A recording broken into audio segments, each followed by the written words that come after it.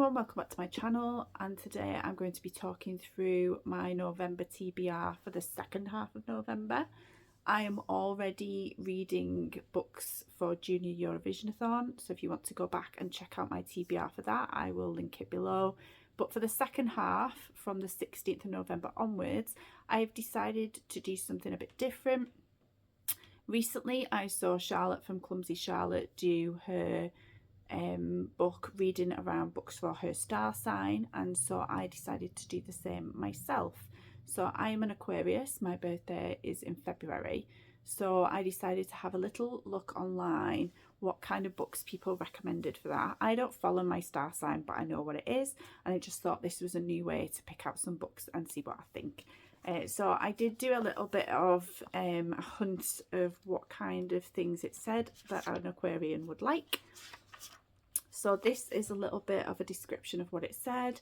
It said, Aquarius, you're known for having unusual tastes.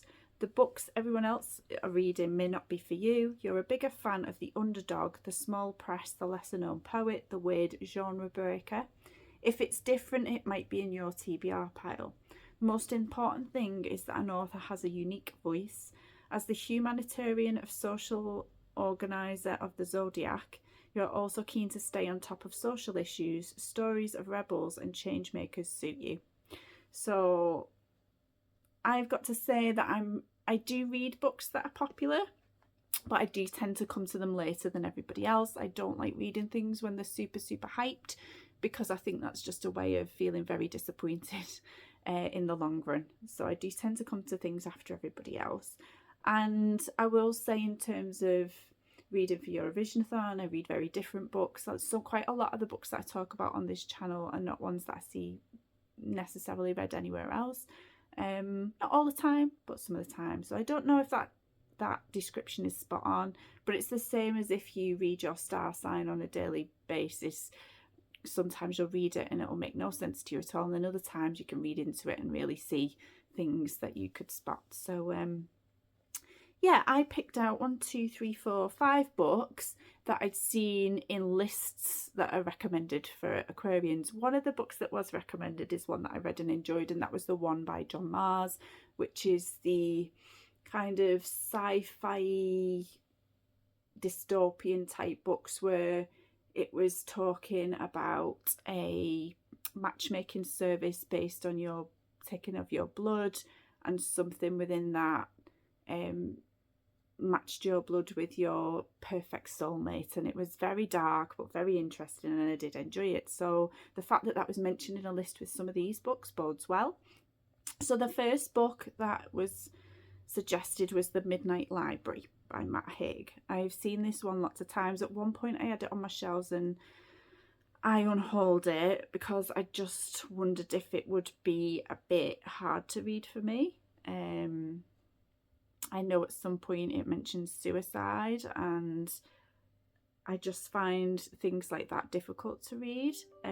But because it's suggested here, I am going to give it a go anyway. So it says, Aquarius, you'll have fun with this enchanting and imaginative novel. Nora Seed travels to the outer edges of the universe, to the Midnight Library with its infinite books of alternative realities. These books will tell stories of the lives she might have lived if only she'd made different choices. Nora has some decisions to make. Should she go back to undo all old breakups or follow a different career path, exchanging her old life for an entirely new one? As she explores the infinite number of possible worlds she could choose, she has to reckon with what truly matters in life.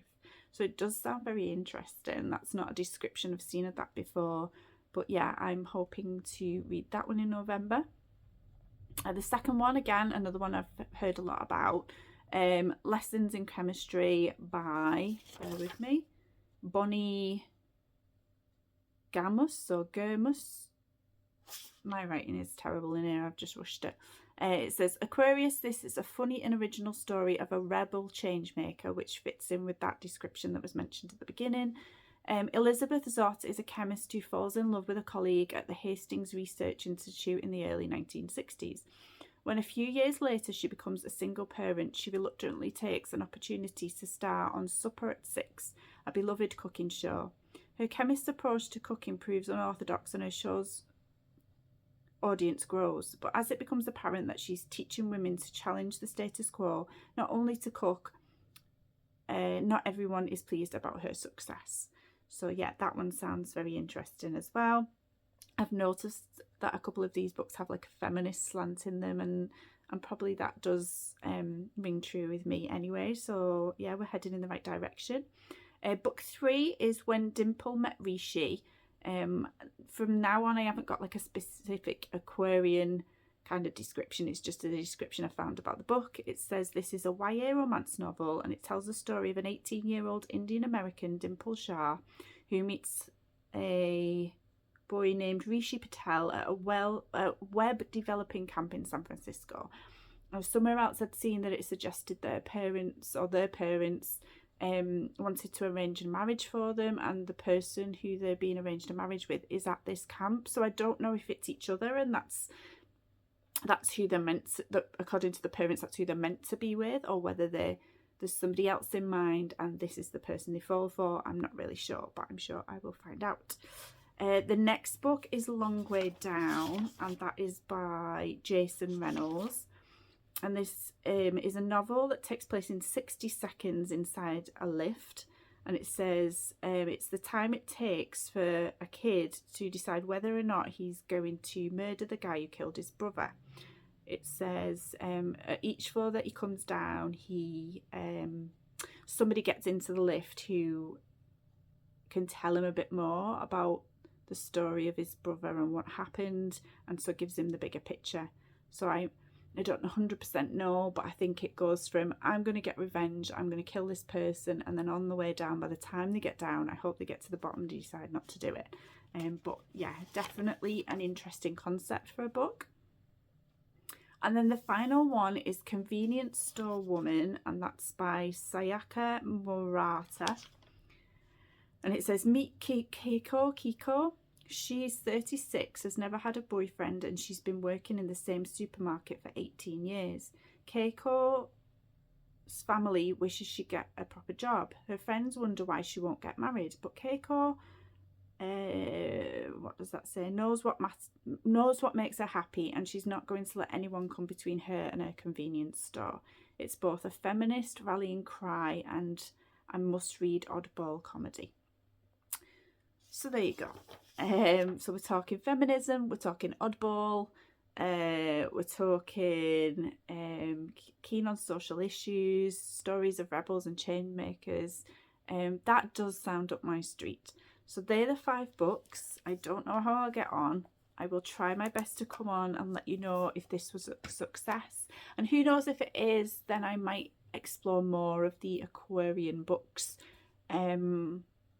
But thank you to Charlotte for doing that video, because if I hadn't seen it, I might not have considered doing this.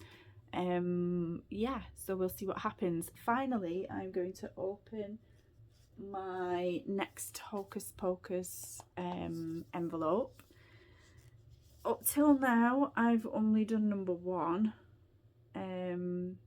But there's going to be another video that I'm recording as well as this one where I'll do 2. So on this one, I'll open number 3. So there's number 3, and it says amok, amok, amok, which is what Sarah says when she's dancing around and getting on Winnie's nerves. So for number 3, oh, I can't get it in. This glue's really stuck. Inside this envelope is, oh, a little sticker. It says, another glorious morning makes me sick.